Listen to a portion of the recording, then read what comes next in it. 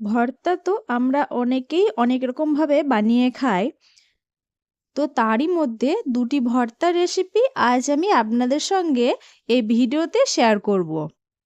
প্রথমে আমি আপনাদের সঙ্গে বেগুনের ভর্তা রেসিপি শেয়ার করব। তো তার জন্য একটা বেগুন নিয়ে নিয়েছি। এই বেগুনটাকে আমি এখন গ্যাসের ফ্লেমে পুড়িয়ে নেব।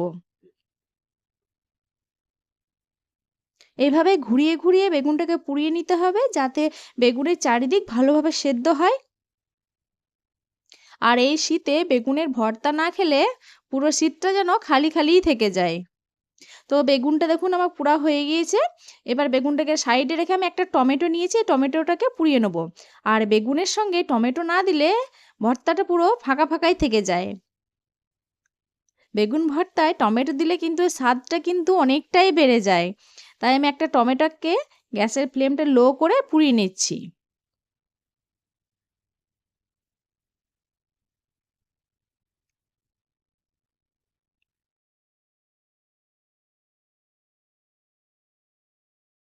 কাঠের উনান বা কয়লার উনানের মধ্যে বেগুন বা টমেটো পোড়ালে কিন্তু এর স্বাদ কিন্তু সম্পূর্ণ আলাদা হয়।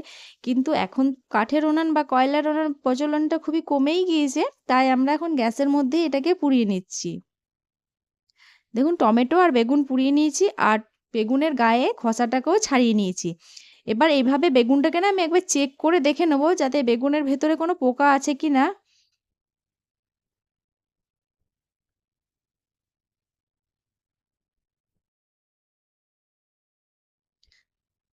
তো এভাবে চেক করে দেখে নেওয়ার পর বেগুনের ভেতর কিন্তু কোনো পোকা নেই।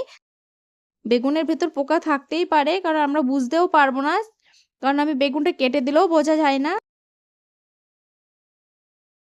আর অবশ্যই বেগুনটা পুড়িয়ে নেওয়ার পর না এইভাবে একটু চেক করে দেখে নেবেন। যদি কোনো পোকা থাকে তাহলে সেটা ফেলে দিতে পারবেন। আর না হলে বেগুনের সঙ্গেই মাখা হয়ে যাবে।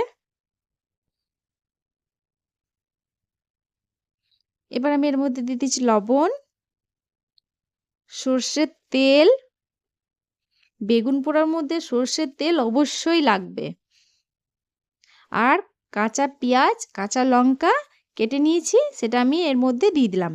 এবার ভালো করে আমি হাত দিয়ে চটকে নেব বা মাখিয়ে নেব।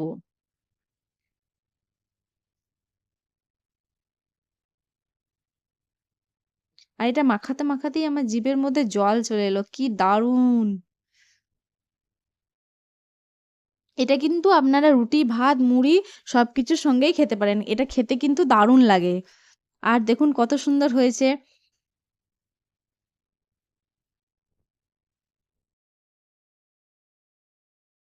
নমস্কার, আমি প্রিয়াঙ্কা।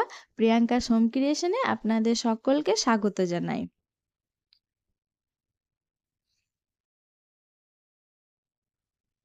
এবার আমি কুমড়ো ভর্তা করে নেব। তার জন্য দেখুন এখানে আমি মিষ্টি কুমড়ো নিয়েছি। আর মিষ্টি কুমড়োটা এভাবে একটু বড়, বড় টুকরো করে কেটে নিয়েছি। কেটে নেওয়ার পর আমি প্রেসার কুকারে একটু জল দিয়ে এটাকে সেদ্ধ করে নেব। গ্যাসের ফ্লেমটা অন করে আমি প্রেসার কুকারটা বসিয়ে দিলাম। এবার আমি প্রেসার কুকারের ঢাকনাটাকে লাগিয়ে দিচ্ছি।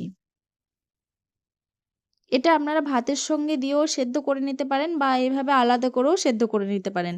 আর কুমড়ো তো অনেক তাড়াতাড়ির মধ্যেই সেদ্ধ হয়ে যায়।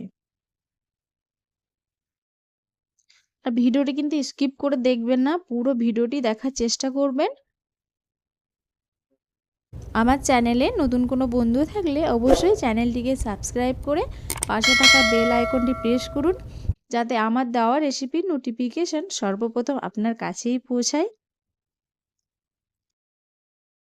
এই সিটিটা দেওয়ার সময় না গ্যাসের ফ্লেমটা না লোতে রেখে সিটিটা দেবেন তাহলে কিন্তু তাড়াতাড়ি কুমড়োটা সেদ্ধ হবে।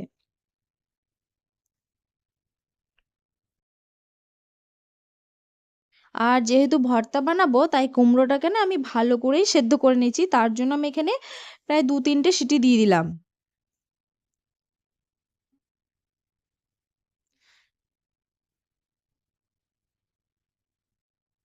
গ্যাসের ফ্লেমটা আমি অফ করে দিয়েছি। আর প্রেসার কুকারটা ভাপটা খেয়েও গিয়েছে। প্রেসার কুকার থেকে ভাপটা বেরিয়ে গিয়েছে। এবার আমি প্রেসার কুকারের ঢাকনাটা খুলে একটা প্লেটের মধ্যে কুমড়োর টুকরোগুলোকে এভাবে আমি তুলে নিলাম। আর যেহেতু এটা খুবই গরম আছে তাই একটা চামচ নিয়ে চামচের সাহায্যে এভাবে আমি কেটে কেটে নিচ্ছি। আর দেখুন কুমড়োটার কালারটা দেখুন কি সুন্দর, একদম মিষ্টি কুমড়ো। এটা গরম গরম ভাতের সঙ্গে খেতে জাস্ট অসাধারণ লাগে। এখানে দিলাম আমি নুন। নুনের পরিমাণটা না এখানে একটু কমই দেবেন, যেহেতু কুমড়োটা একটু মিষ্টি মিষ্টি থাকে বেশ ভালো লাগে। নুনটা বেশি হয়ে গেলে না ভালো লাগবে না। আর দিয়ে দিলাম সর্ষের তেল। যে কোনো ভর্তার ক্ষেত্রেই সর্ষের তেলটা বেশ ভালো লাগে, বা যে কোনো ভর্তার ক্ষেত্রে সর্ষের তেলটাই ব্যবহার করা প্রয়োজন। আর দিয়ে দিলাম কাঁচা পেঁয়াজ আর কাঁচা লঙ্কা। ব্যাস, আর কোনো কিছুর প্রয়োজন পড়ে না।